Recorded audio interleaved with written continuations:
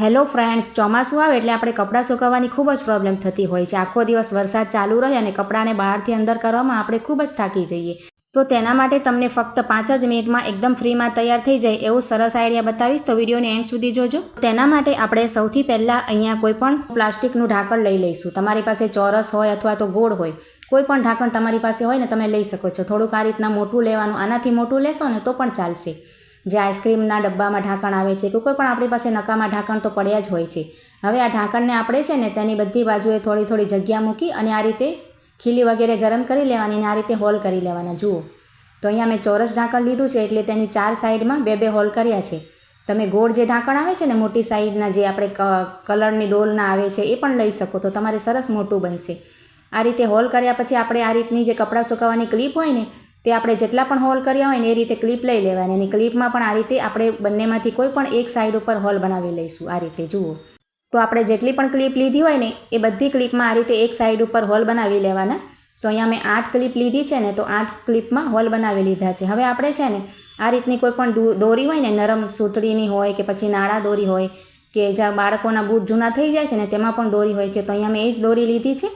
અને આ રીતે દોરીના આપણે જેટલી ક્લિપ હોય એટલા કટકા કરી લેવાના. તો 8 દોરી લીધી છે મેં. જુઓ હવે આપણે જે ક્લિપમાં હોલ બનાવ્યો હતો ને તેમાં આ રીતે દોરીને એક છેડા ઉપર પરોવી અને આપણે 2 વખત સરસ ગાંઠ લગાવી દઈશું. ખુલે નહીં ને એ રીતે આપણે કઠણ રીતે ગાંઠ બાંધી દેવાની. તો આ રીતે આપણે બધી જ ક્લિપમાં એક એક દોરી લગાવી અને ગાંઠ બાંધીને પહેલાં તૈયાર કરી લેવાની અને ત્યાર પછી આપણે આગળની તમને પ્રોસેસ બતાવીશ. જુઓ તો અહીંયા બધી જ ક્લિપમાં મેં દોરી બાંધીને તૈયાર કરી લીધી છે.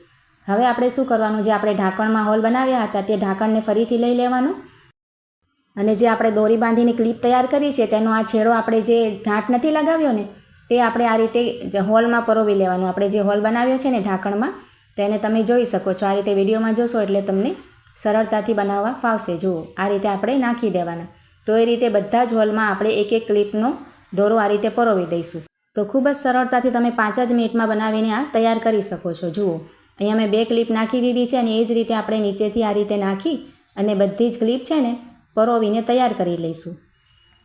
તો જુઓ આ રીતે બધી ક્લિપ પરોવાઈ જાય ને પછી તેને આપણે ઊંધો કરી લઈશું અને બીજી જે પાછળની સાઈડ છે ને એ રીતે આપણે આ રીતે એને ઊંધો કરી અને બધી જ દોરીઓ છે ને પાછળ એ આપણે આ રીતે ભેગી કરી લેવાની. હાથમાં આ રીતે ભેગી કરી લેવાની. બધી જ એક એક દોરીને આ રીતે ભેગી કરી અને હવે આપણે એક બીજો દોરીનો કટકો કોઈ પણ લઈ શકો. જુઓ તમે તો આ રીતે મેં અહીંયા પાયજામાનો મોટો થોડો કટકો દોરીનો કટ કરી અને લઈ લીધો છે.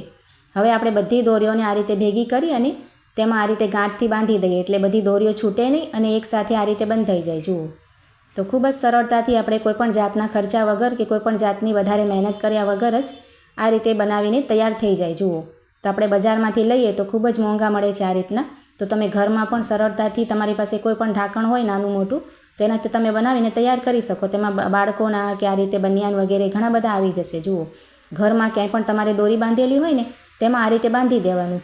તો આ રીતે પંખામાં પણ રાત્રે આપણે લગાવી દઈએ તો ખૂબ જ સરળતાથી બાળકોના બધા કપડાં સ્કૂલે જતા હોય અને આ રીતે નાના હોય ને બાળકો તો એ લોકોને ખૂબ જ કામ આવે. મોજા, રૂમાલ વગેરે બધું આવી જાય. જોઈ શકો છો તમે કેટલા બધા કપડાં તેમાં આવી ગયા છે.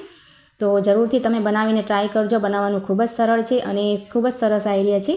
તમને ગમ્યો હોય તો લાઇક કરજો, કમેન્ટ કરજો અને આવા જ બીજા આઈડિયા જોવા માટે ચેનલને સબસ્ક્રાઈબ કરજો.